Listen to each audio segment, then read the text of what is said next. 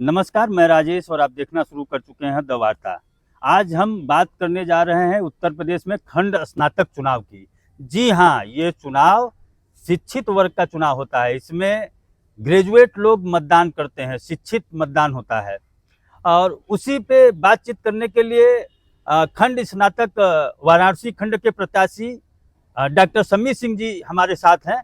आपका हमारे प्लेटफॉर्म पे बहुत बहुत स्वागत है। धन्यवाद आपको, आप आए हमारी बात को सुनने के लिए।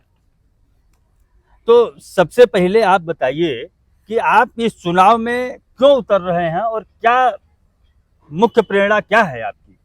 देखिए, भारत के संविधान में इस बात की व्यवस्था लागू की गई कि राज्यों में विधानसभा और विधान परिषद होंगे और विधान परिषद में स्नातकों के लिए एक प्रतिनिधि तय होगा, इसकी व्यवस्था की गई। तो इसका जो मूल अर्थ था कि स्नातकों की नुमाइंदगी प्रदेश के सदन में हो और वो प्रदेश के कानून बनाने से लेकर के प्रदेश में जो कानून बने हैं उनकी इम्प्लीमेंटेशन के निरीक्षण से लेकर के वो सारे कार्य करें जो एक संवैधानिक राष्ट्र में, एक संवैधानिक राज्य के लिए अति आवश्यक है। इसलिए मैंने ये सोचा कि इस चुनाव में भाग लिया जाए, क्योंकि ये पढ़े लिखे लोगों के प्रतिनिधित्व करने का ये मौका है और इसमें पढ़े लिखे लोगों के प्रतिनिधित्व करने के लिए चुनाव हो रहा है। उसमें एज ए प्रतिनिधि, मैं एज ए कैंडिडेट मैं नॉमिनेशन दाखिल करूंगा और उन विद्यार्थियों, उन युवाओं, उन सारे लोगों के बीच जाऊंगा जो कम से कम इसमें जो वोट देने की योग्यता है वो स्नातक है। जो भी स्नातक मतदाता होगा इस वाराणसी खंड में, जिसमें 8 जिले आते हैं जैसा कि आप बता ही रहे थे, इसमें वाराणसी है, गाजीपुर है, बलिया है, चंदौली है, जौनपुर, मिर्जापुर, भदोही और सोनभद्र है। ये 8 जिलों के मिनिमम क्वालिफिकेशन ग्रेजुएट्स जो है वो मतदाता के तौर पर, पहले अभी मतदान बनने की प्रक्रिया चल रही है, उसमें मतदाता के तौर पर पंजीकृत होंगे और अगले वर्ष 2026 में जब वहाँ निर्वाचन आयोग, उत्तर प्रदेश निर्वाचन आयोग इस चुनाव को कराएगा तो उसमें जो कैंडिडेट, मैं उन पढ़े लिखे मतदाताओं के बीच में जाऊंगा और संविधान प्रदत्त जो व्यवस्था है उसका प्रयोग करके मैं उनके बीच नुमाइंदगी के लिए मैं अपनी अपील करूंगा। इस शैक्षणिक पृष्ठभूमि क्या है, इस भूमिका में कैसे मदद करेगी आपकी? देखिए, मैं गाजीपुर जनपद है, बनारस के नज़दीकी लहुरी काशी जिसको कहा जाता है, वहाँ मैं एक निम्न मध्यम वर्गीय किसान परिवार में पैदा हुआ। जैसा कि गांव में जो शिक्षा दीक्षा हुई, प्राथमिक शिक्षा दीक्षा हमारी गांव में हुई।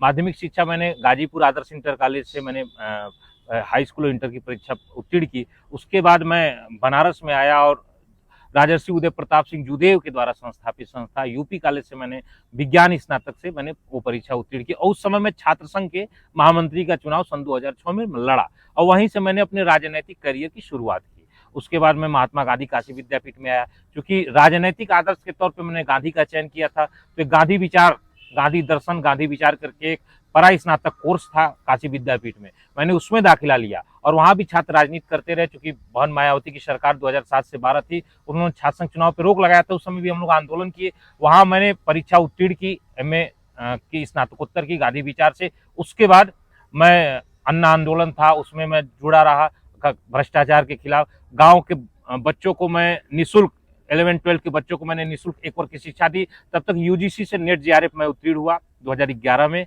और गांधी, बौद्ध, जैन, पीस, शांति दर्शन ये करके एक सब्जेक्ट यूजीसी का नेट जेआरएफ में उत्तीर्ण हुआ। उसके बाद मैं पीएचडी करने लखनऊ विश्वविद्यालय गया और लखनऊ विश्वविद्यालय का भी एक गौरवशाली इतिहास है। वहां मैंने दर्शन शास्त्र में पीएचडी की डिग्री, पीएचडी की उपाधि 2019 में ली और 2012 से लेकर 2019 तक लखनऊ विश्वविद्यालय में भी छात्र राजनीति से जुड़ करके और भी तमाम जो मुद्दे थे, छात्र संघ चुनाव कराना हो, चाहे छात्रों के सवाल हो, चाहे युवाओं के सवाल हो, रोजगार के सवाल हो, विधानसभाओं को घेरने का काम किया। जितनी हमारी जो उस समय के समकालीन संघर्ष थे उसका मैंने भाग लिया। फिर 19 में जब मैंने पीएचडी की उपाधि ली, उसके बाद 19 से 22 मैंने महात्मा गांधी काशी विद्यापीठ की एक संबंधित कॉलेज से विधि स्नातक की परीक्षा उत्तीर्ण की। उसके बाद मैं एज ए अधिवक्ता के तौर पे बनारस बार में मैं रजिस्टर्ड हूँ, बार काउंसिल ऑफ यूपी मैंने रजिस्ट्रेशन कराया। बनारस बार और गाजीपुर बार में मैं प्रैक्टिस करता हूँ। अभी मैंने उत्तर प्रदेश राजर्षि टंडन मुक्त विश्वविद्यालय से हिंदी से परा स्नातक की परीक्षा पूर्ण की है, हिंदी से मेरा नेट है और स्वामी विवेकानंद विश्वविद्यालय से मैंने अर्थशास्त्र से परा स्नातक की परीक्षा उत्तीर्ण की है। अभी मेरा दर्शन शास्त्र से उत्तर प्रदेश राजर्षि टंडन ओपन यूनिवर्सिटी से हमारी परा स्नातक की पढ़ाई चल रही है मुक्त विश्वविद्यालय से। ठीक बात है, आपकी शैक्षणिक पृष्ठभूमि तो आपने बहुत से जगह विश्वविद्यालय और महाविद्यालय में पढ़ाई की है। तो ये बताइए कि जो उत्तर प्रदेश में उच्च शिक्षा की स्थिति है उसे आप कैसे देखते हैं? क्या आज हमारे विश्वविद्यालय जो युवाओं को सही दिशा दे पा रहे हैं? देखिए, विश्वविद्यालय की जो संकल्पना थी, यहाँ तक्षशिला और नालंदा विश्वविद्यालय हुआ करते थे। जब दुनिया में कहीं भी साक्षरता के नाम पे कुछ नहीं था, तभी भारत में तक्षशिला और नालंदा जैसे विश्वविद्यालय थे। उसको समाज चलाता था और उससे जो शिक्षित होकर के युवा निकलता था, वो समाज का, राज्य का, देश का, राष्ट्र का नेतृत्व करता था।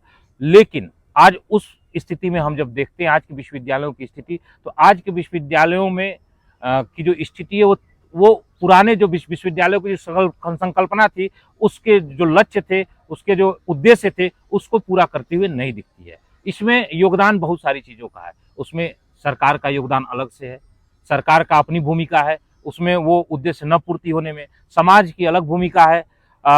और जो इस समय भूमंडलीकरण का जो युग है, जिसको हम आज के समय में कह रहे हैं कि 21वीं शताब्दी भूमंडलीकरण की वो है, जिसमें लिबरलाइजेशन, प्राइवेटाइजेशन और ग्लोबलाइजेशन जिसका मूल कॉन्सेप्ट है, बाजारीकरण जिसको आप कह सकते हैं, उसकी अलग दिक्कतें हैं, जिससे विश्वविद्यालय अपने उद्देश्य से पूर्ति होते विश्वविद्यालय अपने उद्देश्य की पूर्ति करते हुए नहीं दिख पा रहे हैं। उस पर हमारे विश्वविद्यालय कहीं ना कहीं अपने रास्ते भटक गए हैं और ये चिंतनीय विषय है। इसलिए एक आमूल चूल परिवर्तन की जरूरत है। छोटे मोटे परिवर्तनों से या छोटे मोटे एक दो विषयों से आप उसको नहीं कर सकते। एक बुनियादी सुधार की जरूरत है विश्वविद्यालयों को लेकर के। और एक बात तो ये है, विश्वविद्यालय से शिक्षित बेरोजगारों की संख्या लगातार बढ़ रही है। देश में आप ऐसी बात सुनते भी होंगे कि बेरोजगारी बेरोजगारी की चर्चा चल रही है।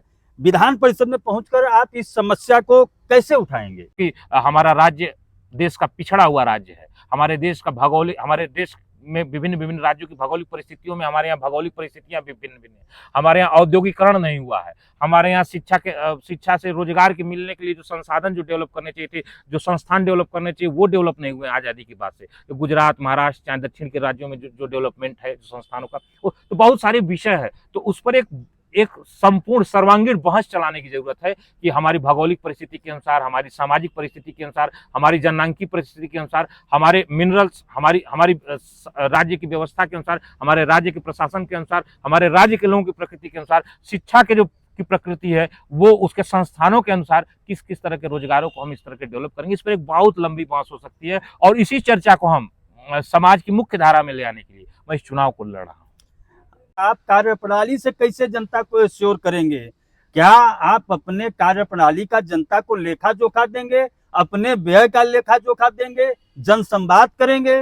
कुछ ऐसा काम ठोस बताइए। ये तो कहने के लिए सारे राजनीतिक दल और सारे राजनीतिक पार्टी के व्यक्ति आके कहते हैं कि हम बड़े अच्छे हैं, हमको वोट दीजिए, लेकिन आज ये दिखाई दे रहा है समाज में कि जो भी चुन के प्रतिनिधि जा रहा है वो जनता से दूर हो जा रहा है। तो आप कार्य प्रणाली में कैसे जो है कि जनता को विश्वास दिलाएंगे, क्या करेंगे, हम ये जानना चाहते हैं। देखेंगे संवाद की प्रक्रिया को, क्योंकि बिना संवाद के किसी भी लोकतंत्र में संवाद ही उसका मूल आधार होता है। अब बिना संवाद के, और संवाद एक तरफा नहीं होना चाहिए, संवाद बहुआयामी होना चाहिए। तो उस संवाद को स्थापित करूंगा और मैं पूरा प्रयास करूंगा कि एक प्रतिनिधि सिर्फ अकेले नहीं होता है। एक प्रतिनिधि भले नुमाइंदगी करने के लिए सिंबॉलिक तरीके से भले चुन लिया जाता है, लेकिन मैं प्रयास करूंगा कि एक साझा समझ, एक साझा चिंतन, एक साझा दर्शन समाज का ले आए, उसको वैधानिक रूप से, व्यवहारिक रूप से, संस्थागत रूप से स्थापित करके हम जनता की वास्तविक नुमाइंदगी, जो लोकतंत्र में जो सपना देखा गया था, अभी लोकतंत्र से बढ़िया कोई व्यवस्था अभी हमने डेवलप भी नहीं की है, विकसित भी नहीं की है।